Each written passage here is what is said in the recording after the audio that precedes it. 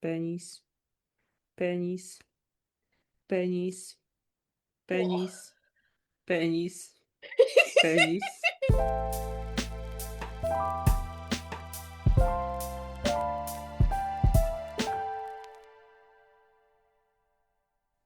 Beep, beep, beep, beep, beep. Welcome to not the second season of Make Romance Great, but to the bonus episode because 10 episodes is definitely not enough when you are starting a podcast and when you are having podcasts as cool as ours. So here is episode 10.5 or episode 11. Call it as you want. It's a bonus one, still belongs to the season one, and it will be very special because we will be talking about dicks Dicks, dicks, dicks, dicks, dicks, in a dicks. box. Or as we will probably call it, just for the sake of prudish internet, it's all about wingspan and how it's not the reason for women's expectations of men. It is not the reason. No, but before we talk about dicks, my name's Paulina, My and name is Monica, and I have no dick. no, I don't either, except for silicon ones, so I guess I do. If that counts, yes, I have Eh? several. Starting the episode with TMI. Love that. Oh well. It's all about dicks, and there's no such thing as dick shaming in this episode. I was just thinking, it's like, it's all about dicks, and there is no such thing as a dick. And I was like, well, we're talking about. And then my second thought was like, well, technically, if we're talking about monster facts, there are no dicks per se. I mean, we can get very metaphysical and philosophical and start going, well, if I think, therefore I am, then a dick does not exist.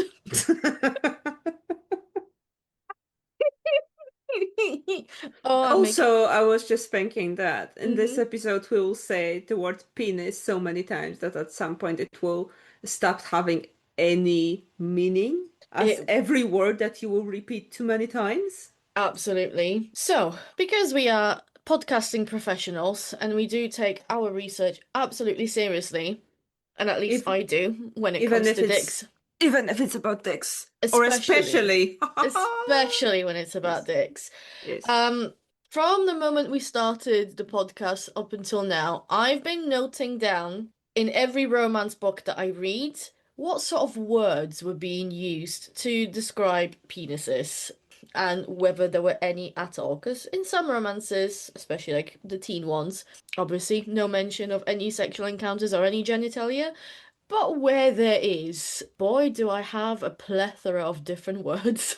Oh, Do you let's want me to go. run you through my list? Yes, just like one after another, like beam, beam, beam, beam, it will be fun. Okay, I'll skip which books they come from.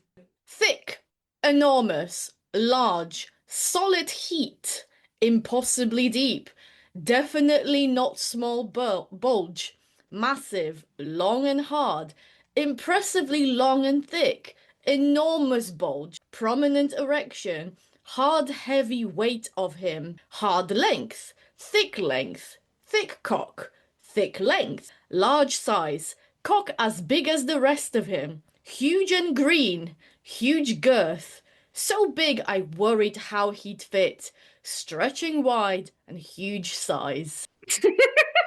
That's across 1, 2, 3, 4, 5, 6, 7, 8 books, only 2 of which are monster romance.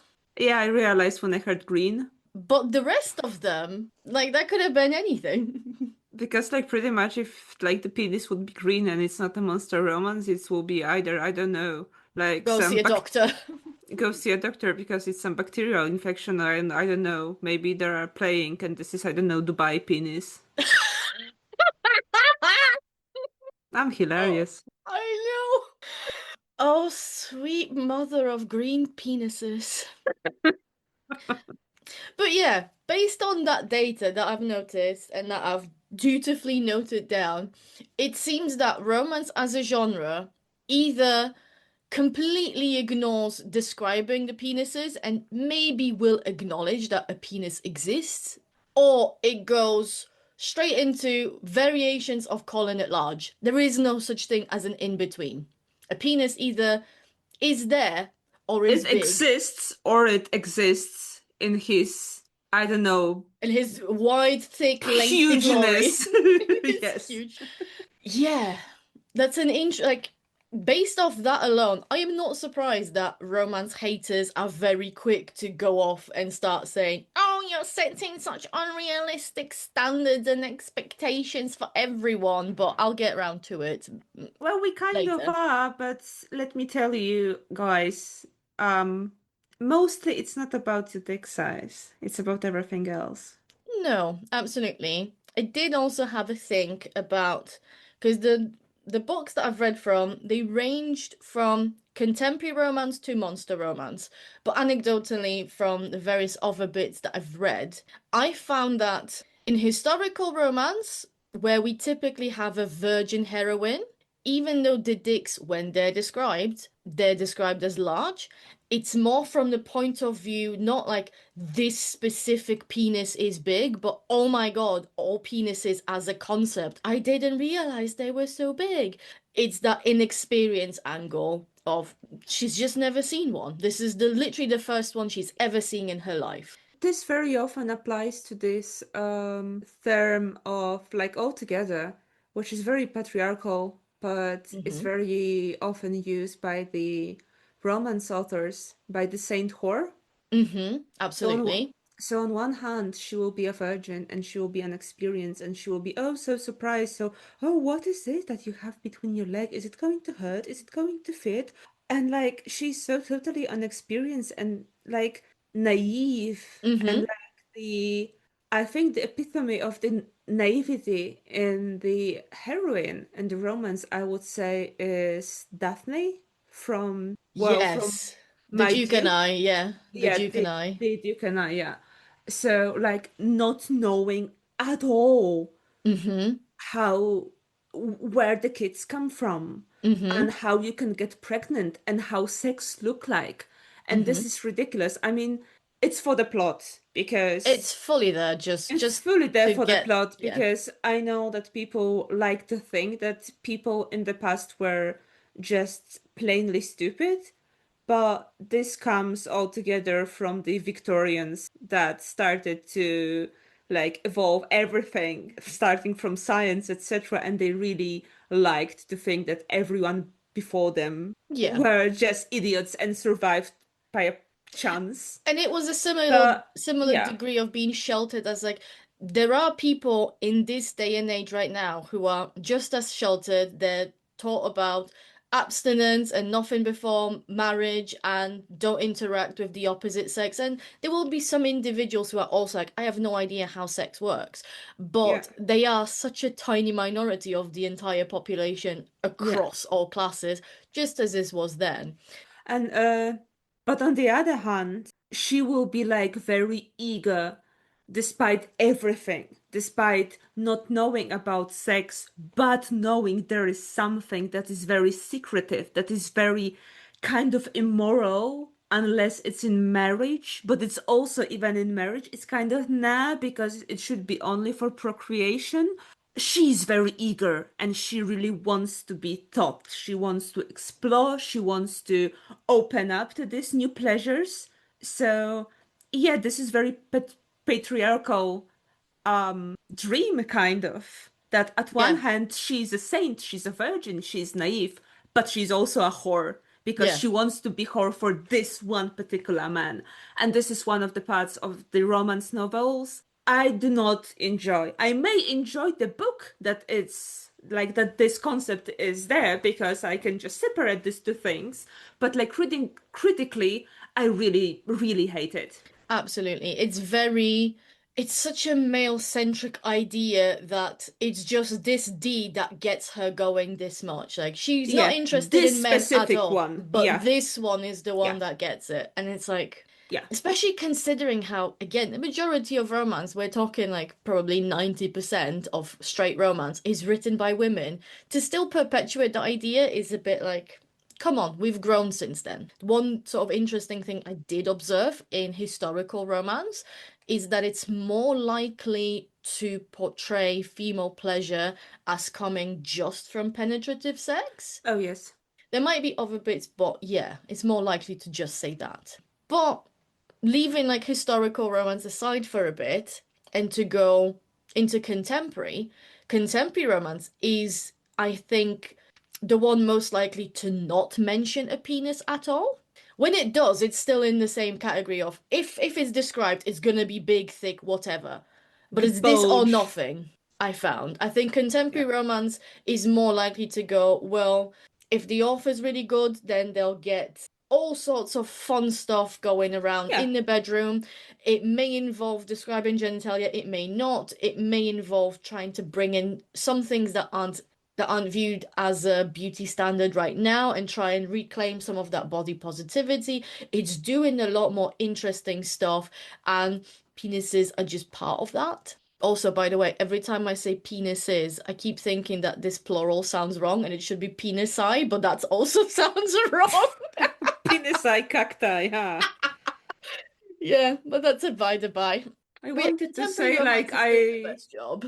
yeah, I was just thinking now, I imagine, like, if there is any monster or sci-fi romance or erotica where the guy will have, like, cactus penis. And my first thought was like, nah, but the second is like, if I thought about it, it definitely exists. But yeah, contemporary romance, I'd say this is the most reflective of what we think right now, because romance is very good at Yeah, picking up on what people's attitudes are like at the time. So what's written right now, yeah, if penis is there, chances are it'll still start calling it big. But it's yeah, also not going to necessarily say not all Sequoia. I was gonna say that not all heroines are virgins because most of them are like millennials who are dating and Yeah, women who have just had experiences before. It's a bit more realistic about it. yeah, Then we have monster romance, where obviously being of a large size or on human proportions, shapes, sizes, colors is the entire point of the genre. So it has to be mentioned and it kind of has to be big. yeah, And that's the purest of erotic fantasies because, like, if nothing is real, then what does it matter? pretty much. So to try and then say, oh, women reading about the milking farm or whatever is setting unrealistic standards for men is like, really? Have Really? you even stopped and had a like really thoughtful look on what are you commenting on? There is literally a graphic, like oil painted inhuman creature. It's an octopus, it's an alien, it's a bull. Minotaur that is giving a milk from his dick. Literally so many things that have nothing to do with humans, and it's all about just as escapist a sexual fantasy as it gets. There's a genre that literally says we don't want a man, but we want something that's penetrative. Yes, But not a man. Please, anything but a man. yeah. It will be male, but it will Yeah, not be a man. exactly. So to then say, oh, but monster romance is given unrealistic standards. Well, I'm sure there's some in an alternative universe, some Minotaur who's looking at the Milking Farm book and going, well, mine doesn't look like this, but in our world, less so. And then Well, last, yeah, if oh yeah, if like commenting on monster romance, the only thing that comes to your mind is like, oh, this sets up like unrealistic standards. Maybe think of it for a second. Like, why do girls prefer to read about why girls literally, prefer to read monster romance than dating a real man? That may literally. point you somewhere, but like, no, yeah, better to talk about male loneliness epidemics or some other shit like crow the fuck. Point taken and mic and drop. And the I last mean, bit, point will yeah. never be taken because it's always easier to blame someone else, but I said what I said. Funny. And the last bit that I've noticed, and we've touched on that in one of the previous episodes, I'm sorry, I don't remember which one, is romantasy. In that I Oh found God. I found romantasy to be way too obsessed with penises and the penis size, given that A, the heroines are rarely virgins. Some are, but for the most part, it's either implied or shown that they have had some experiences before. Or even if they did not have it, like virginity is not as valued as it is Exactly. in our world. Yeah. And secondly, the male main male characters are still humanoid or of human proportions, so that doesn't warrant the same level of attention as a monster Yeah, romance where we're dealing with something that's distinctly not a human. yes. And thirdly, the heroine always ends up like way too obsessed with the D for someone who seemingly has other problems on her mind. And yes, I'm giving a very hard side eye at you, Violet Sorengale. Like, the Yep. amount of time that woman spent thinking about the D, given that isn't your world literally falling apart and you have a war impending and you're there going, but the D, like, get over yourself. It applies to like all together, like not only thinking about the dicks, but The it's like men. yeah, all together in romantasy, like in comparison to any other of the romance type, but with different plots than only romance. Mm-hmm. Romantasy women like focus way too fucking much on thinking of the guy. It's like running something and like everything around you is on fire and you have to fight and you will still be like, oh, when like I saw the guy and I still remember when we fucked and his beautiful face, whatever. And I'm like, oh, for heaven's sake.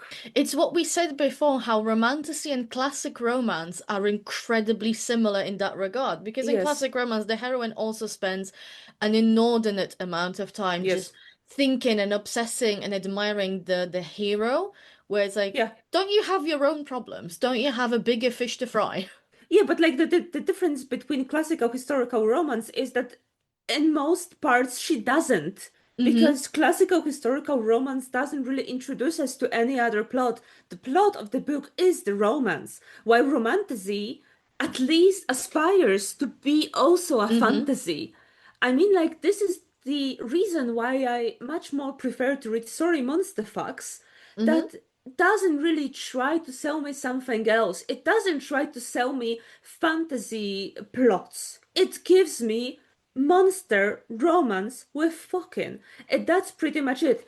If it will give me something else, like just by the way, I will welcome it happily. But Mm-hmm. normally it doesn't. While romantasy, it's like normally it will try to sell me some fantasy plot. But at the end of the day, little books do this at all. I mean, Mm-hmm. like, that's the reason why I don't like romantasy, because I love romance and I like fantasy.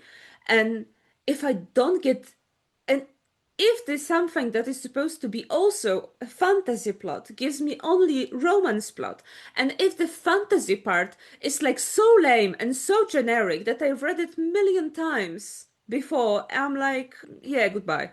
And it's worth noting that of like the what we consider good romantasy, which is Fourth Wing and Akotar, the first two books, and both of them still end up falling Oh, into three of them. I like the initial trilogy. I wanted to say like, yeah, at least Akota and the Throne of Glass gave me the fantasy plot. It yeah. was something. It gave me plot, and I cared what will happen to the characters, and I cared what will happen to the world altogether.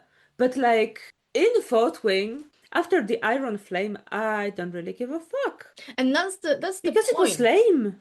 That's the point. Like Fourth Wing, and I'm talking explicitly the first book, Fourth Wing, and Sarah J. Maas's first work, so Akotar and as you say, Throne of Glass. They are Yeah, the good examples of romantasy, and they yeah, still fall into the heroines being a bit too obsessed with the guys.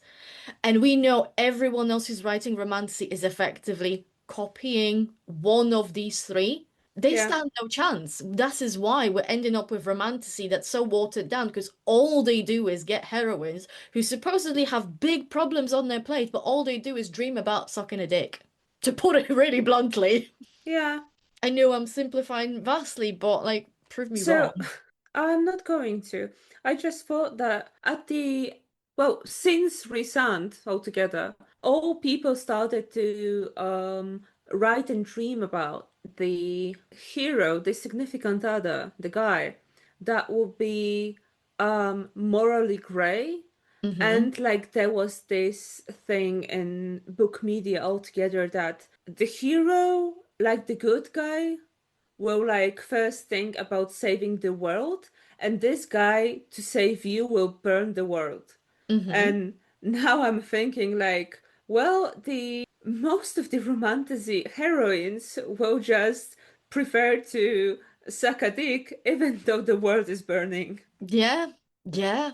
I think that's the most accurate thing we've said on this entire podcast. Pretty much. But what I want to say is like, if you want to do this, if you want to write such heroine, be my guest. That will be cool. But please don't pretend that she actually wants to save the world and that's her biggest concern because it's not. I just had this flash of an idea of like Flash of a romantic. dick in in front of your eyes, sorry.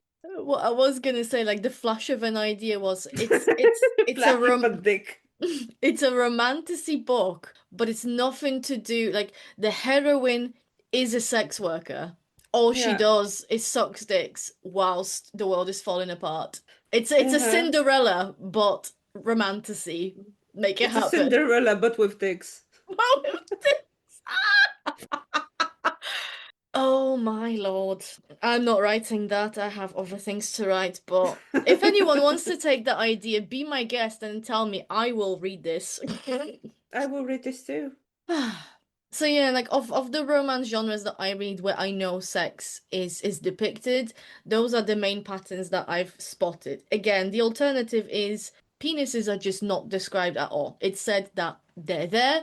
There might be some metaphorical stuff, there might be some euphemisms to try and avoid Yeah. saying penis, cock, dick, And length, girth, sometimes whatever. and sometimes it's ridiculous. So Oh yes. altogether, yeah, so altogether I would say that the same rules, well, rules apply to any description. And Mm-hmm. also the same applies to any kind of genitalia description. Mm-hmm. So, how can you recognize the quite an experienced author is that from school they will like learn that you shouldn't repeat words. So Mm-hmm. instead of calling their heroes or heroines their fucking name, they will be using this like very ridiculous descriptions, mostly like the blonde hair girl did something, and I'm like, just call her Janet, whatever. You don't have to call her like these ridiculous descriptions. You can just call her a girl or Janet or that's it pretty much, right? Or like if she has a job, like Or if she have a job, the advocate, or I don't know, the warrior, whatever. Don't call her this way. And I would say that also applies to dick descriptions. It's mm, like just call it a penis. I remember when first reading my first romance, and obviously like I was 14 thereabouts, and it was classical historical romance. And I remember being maybe not taken aback, but like surprised that the trend then was to call a penis manhood. Yes. And it's still like classic romance loves to call it manhood. It was never Yeah. womanhood. No. It was never, the opposite was never true, but it was always manhood. So then In when I talk Polish, of, it was called this way. it's in So English as well, like it's exactly yeah, that. but like I just remember some classical romance novels, which I obviously back then read in Polish mostly, and I still do because I'm very lazy. And it is called like manhood, of course, but it's also called womanhood for, well, for vagina. Hmm. I But don't it's remember very any that I've read. but Yeah. it's very interesting that you are saying that in English it's It is rarely manhood. called or never. Hmm. Yeah, I remember, like, I really remember sentences like he put his hand on her womanhood and there Hmm. was fire, whatever, whatever, fireworks. Um, but Please don't this is ever very put interesting. make womanhood actually be on fire. That is not healthy. No actual Say fires. so. Yeah, yeah. To continue the theme of singing about sex. Baby. Yeah, sorry. It's all right. But no, it's very true. Like romance, as I said, like it used to be very metaphorical and not direct because it would be considered crass to use either slang or medical terms. Medical terms aren't sexy, so we obviously avoid them. But then once I got back into reading around, pandemic, and I'm reading romance, and suddenly, not just in contemporary romance where maybe the first person narrative might lend itself to a voice that says stuff like that, but anything, suddenly it's like, and here's a cock. And I'm like, whoa, whoa, whoa, that came out of left field. Why am Rude. that is how undignified. I object. This is not what I expected to happen. And it's not like I object to the word itself, but match the tone of genitalia descriptions to the rest of your story. Yeah, okay.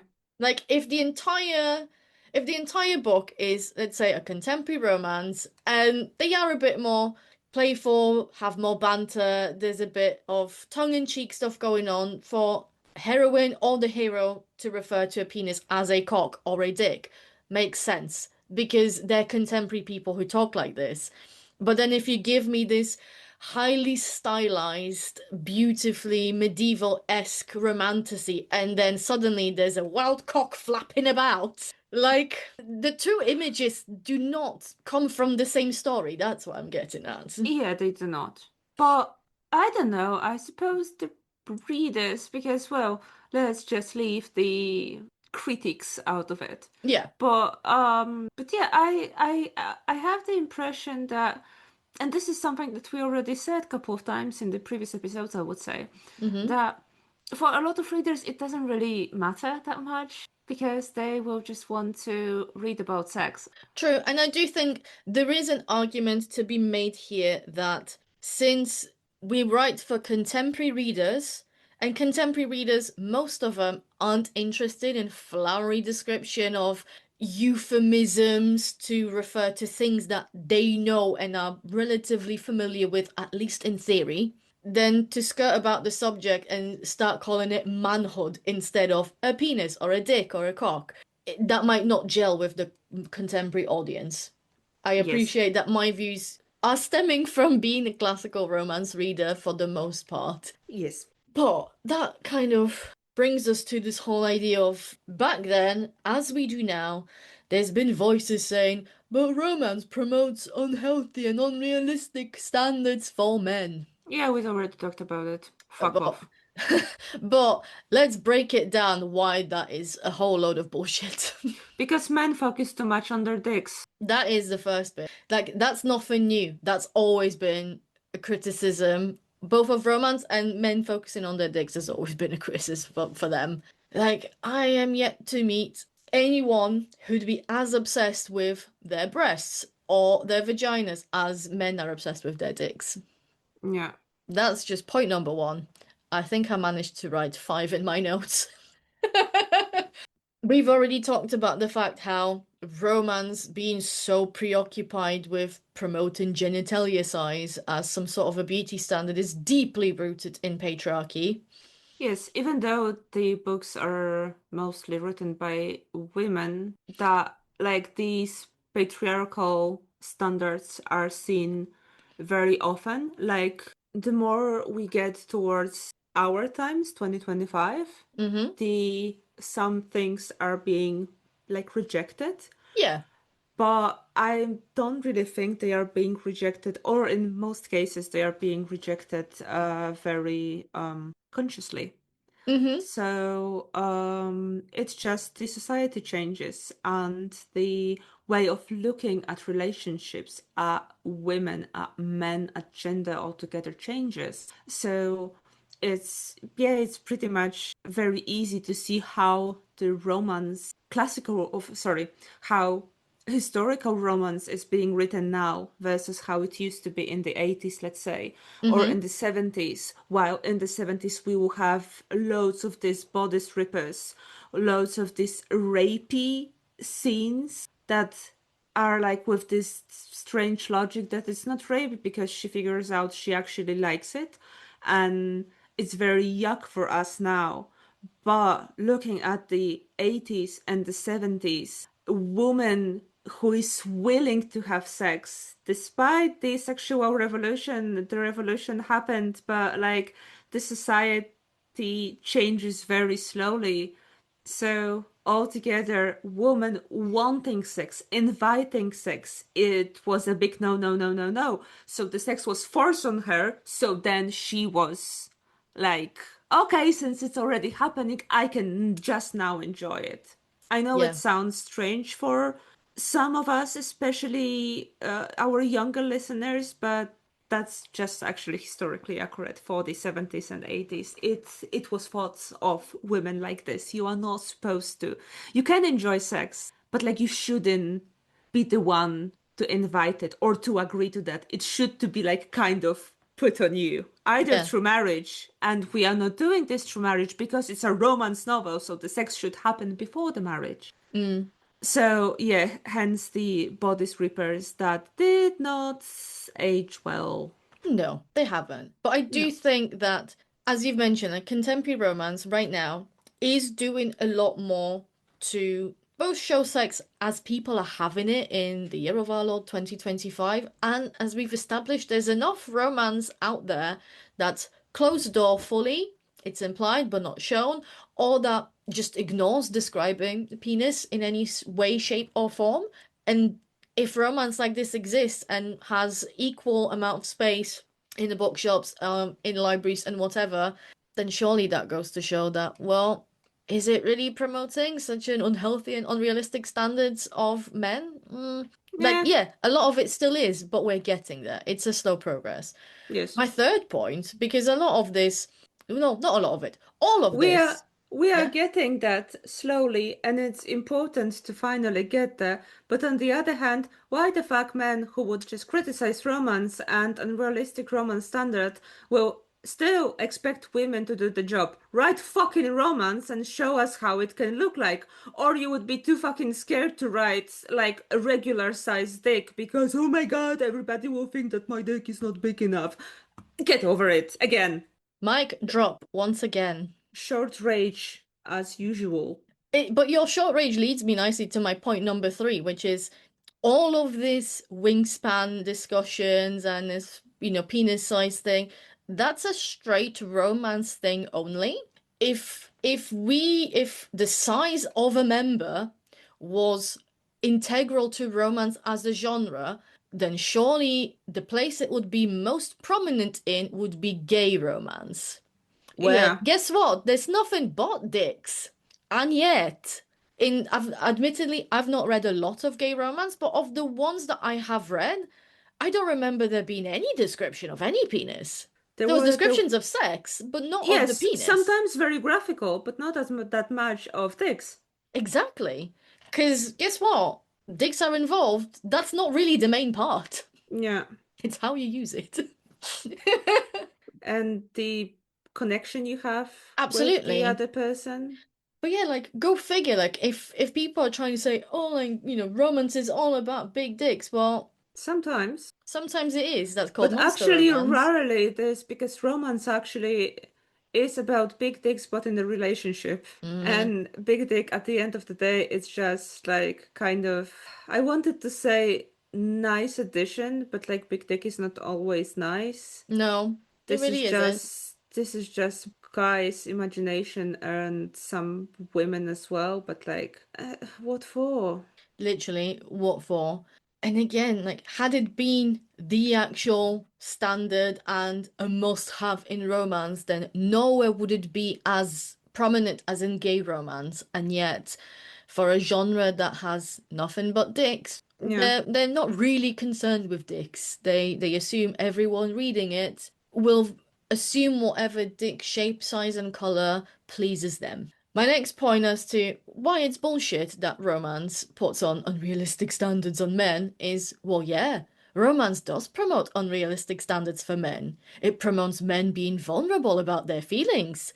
It Yeah. promotes men noticing what their partner needs right now, whether it's physically or emotionally. It promotes acting on noticing that unprompted. Like, penis size is the least of your problems as far Yeah. as unrealistic expectations of men go.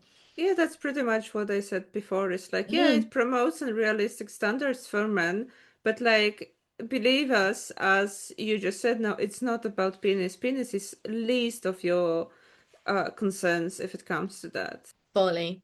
But you decide to talk about two big dicks in romance because you are obsessed too much about your dicks and dicks of other men. So doesn't that not make you gay? Stop doing this. And also, in a way, men who choose to do that, who choose to fixate on, oh, romance is all about women trying to read about big dicks and that's not realistic, they're purposefully picking on stuff that they can't change. Yeah, Like, changing your behavior is within your realm of possibility. If yeah. you want to, you can change your behavior. Changing your penis size, just like changing someone's height or, bone structure, whatever, isn't possible without very extensive and invasive surgeries. But the one you Yeah. choose to fixate upon and criticize women reading books about for is this purposely the bit that you can't change about yourself, and you're trying to make it once again about you and, oh, the standards on me are so bad, I can't make it. Which leads me to my last point. Like we've already said, men have always complained that romance as a genre is promoting unhealthy and unrealistic standards for them. It's been going on for years.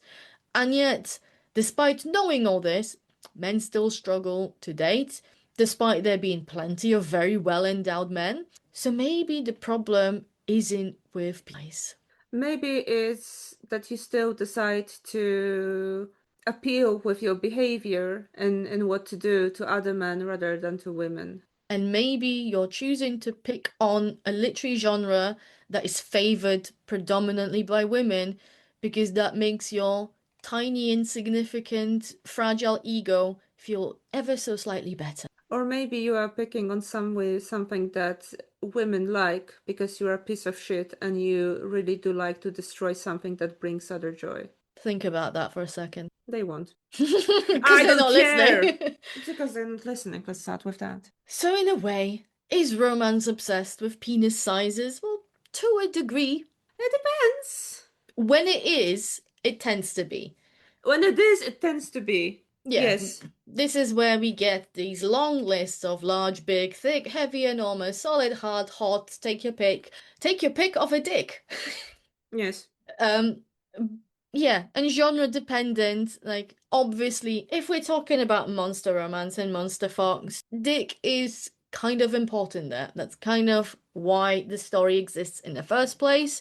And let's have fun with that. Let's make it whatever shape you desire, and whatever shape sounds fun for that character.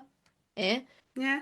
With contemporary romance, we're starting to move away from being so obsessed with it, even when dick sizes are being mentioned, and even when they are being described as only big in whichever word you prefer.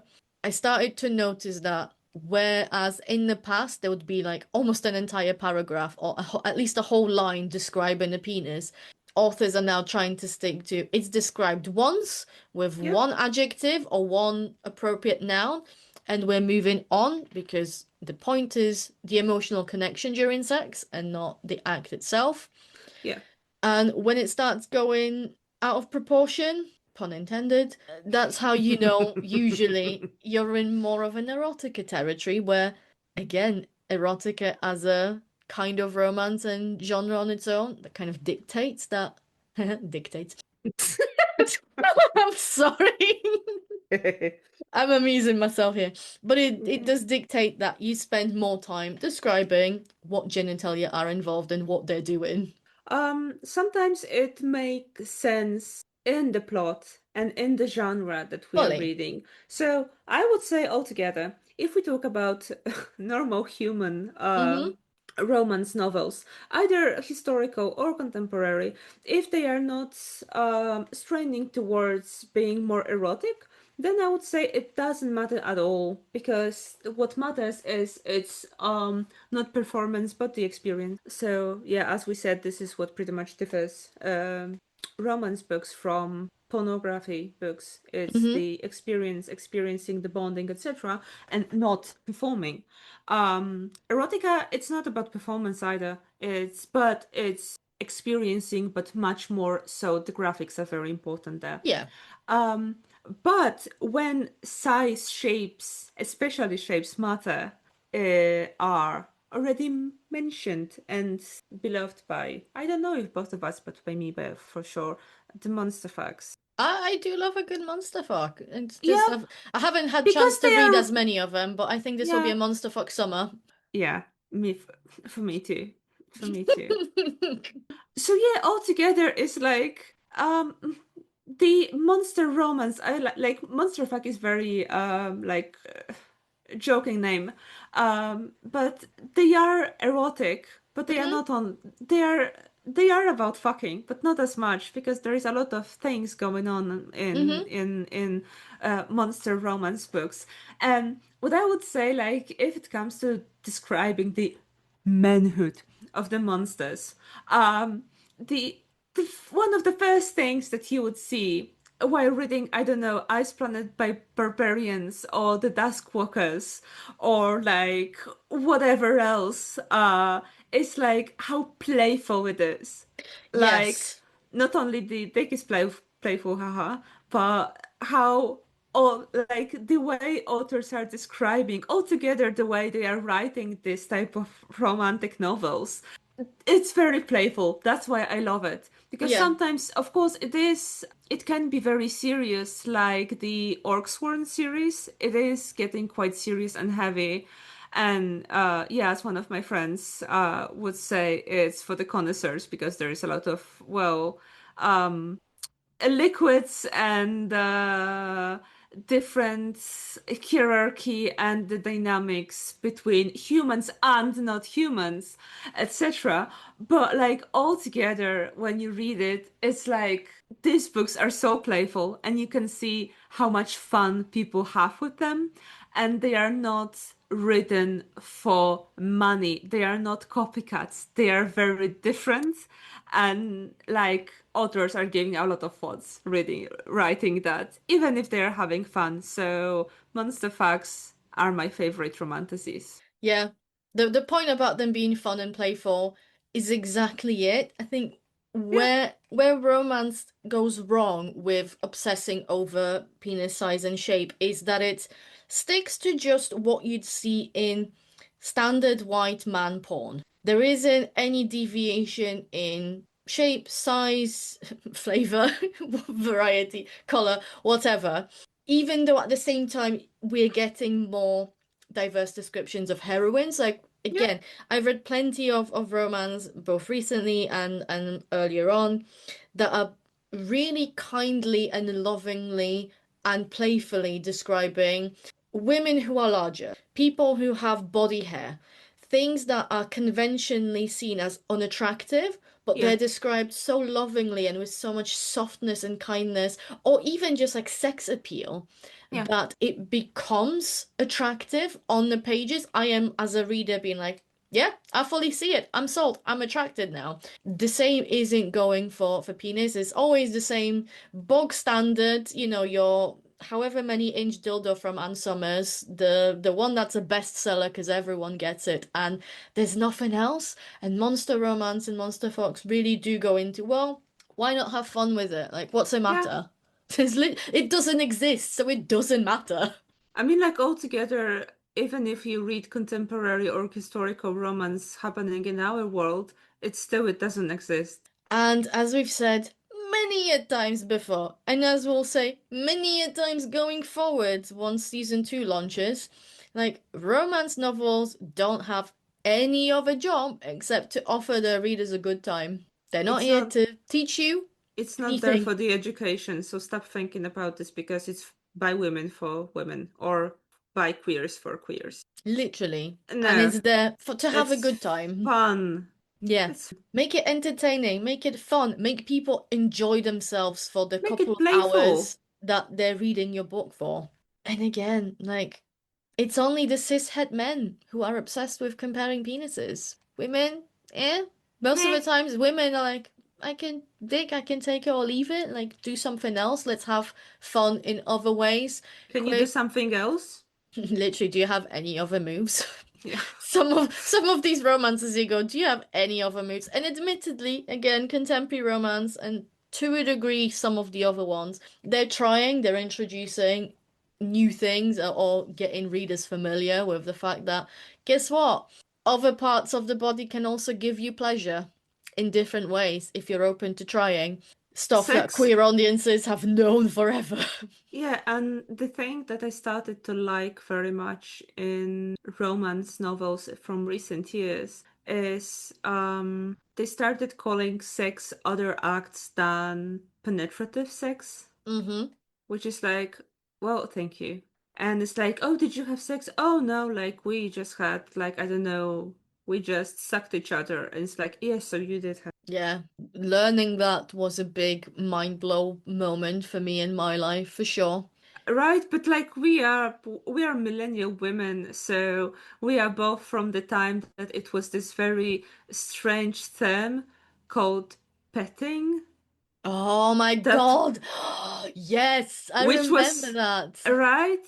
So it was pretty much sex, but only using your hands. And they didn't like purposefully like all of these magazines for teenagers. They Mm, didn't call it sex, and they were like, "Oh, you can start with that, and then like after you are comfortable, like after some time, yeah. you can move to sex." So, and this is what I was thinking, right? And by the way, classical historical romance also Yeah, it follows was the those same stages thing, of start here, then which up is it, then do a again, bit more. right? Which is like calling it like a first, second, third base, whatever, which is like it's still patriarchal and it's still looking at sex only like a penis in the vagina. It's like, no, Yeah, no. so many memories have just unlocked in my mind.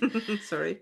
No, but that is the point. Like, straight sex in romance got very like we got the hero so microtyped, especially these days. Like he has dark hair and grey eyes, and he has abs and is morally grey and all Yeah, this. every And generic fantasy, yeah, and romantasy, it sorry. all boils down like the details up until the fact that yeah, obviously he has a large dick because why would he have anything else? And obviously Because his why dick. wouldn't he? Yeah, and obviously it's his dick that gives his partner pleasure. So it's great to see more romance portray that sex isn't just penetrative sex and that any kinds of fun that is consensual and that both parties are willing to give a go is sex. And it's not that deep, pun Or intended. or isn't it? Or is it? And ultimately, like, as I'm yeah, yeah, you did say that earlier, like, if the dick isn't relevant to the story or the character, then does it really matter what shape or size it is? No. And romance is starting to accept that. Well, it's not relevant, doesn't matter, so I'm not gonna bother going to great lengths to say his manhood was enormous or whatever. And it's just like, yeah, dick was there. Move on. Yeah, move on. And sorry. We knew from the beginning that this bonus episode, given the subject matter, was not going to be that serious because it's No. not that deep. Well, even if it wasn't supposed to be that deep or yeah, anyways. Even if it was Enough. supposed to be the deep end. Even if it's supposed to be very deep into the topic of the dicks. We did have quite good points. Some were around like during the episode. What I also think, by the way, is like we talked about like yeah, it's cool that we started to call sex different acts than the penetrative sex.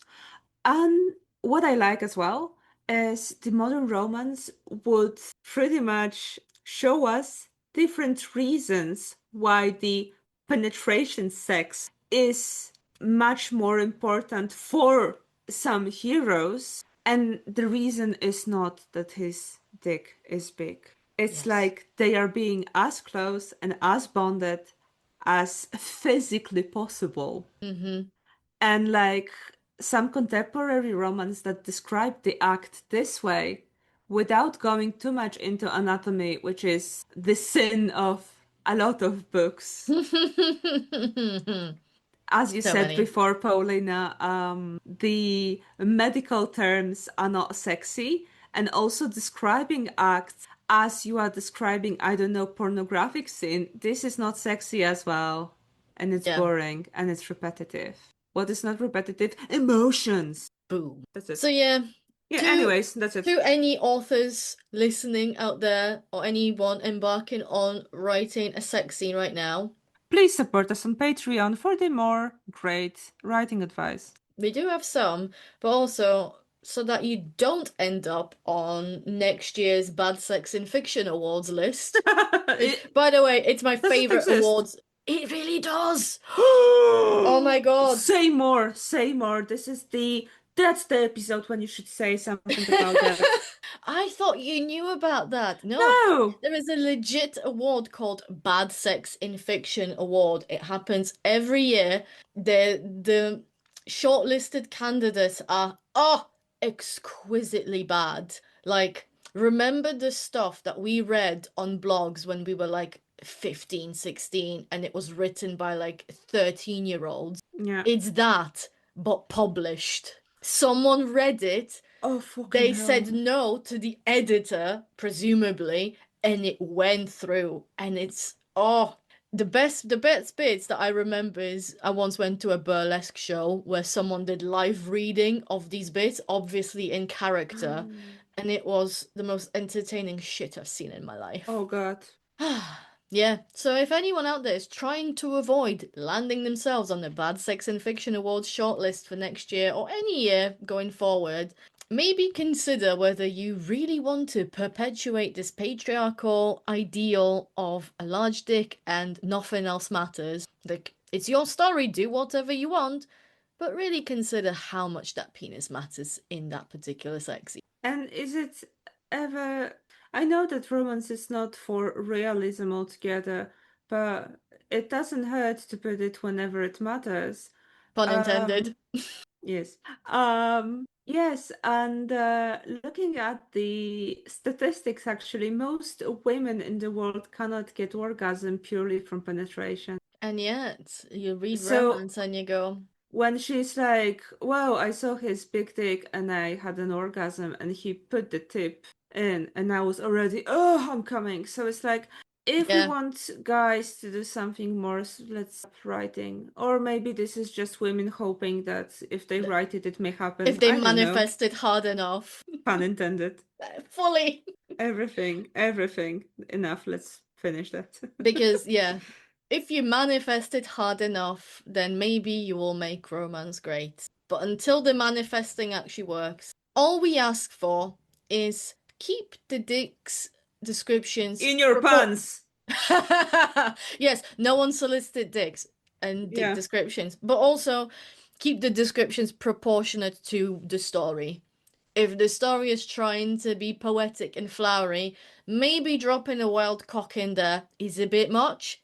And equally, if there's absolutely no point in a dick being any specific size, shape, color, flavor, scent, whatever, then maybe don't. So thank you everyone for joining for this bonus episode all about dicks. Dicks. In case you want more dicks, Read romance. read romance. Spend your entire summer reading about dicks. I mean, reading romance. I mean, reading about dicks. I mean, read romance. Reading about dicks in romance. That's it. We will And be if you- back with a full season 2 at some point. Do keep an eye on our social media, especially Instagram, which is makeromancegreat_pod. And if you want to talk to us, please do not send us unsolicited dick pics. But if you want to talk to us, message us, share some comments, then you can email us on makeromancegreat.pod@gmail.com. Sweet. Have a great vacation. Read a lot of romance.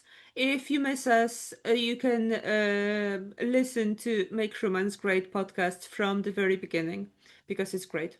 And yeah, keep making romance great because it is great. And yeah, bye. And realistically, see you somewhere in September, I would say. Yeah, look out for announcements. But yeah, enjoy summer. We'll enjoy summer and we'll come back with more romance to talk about. We will be back. Bye! Bye.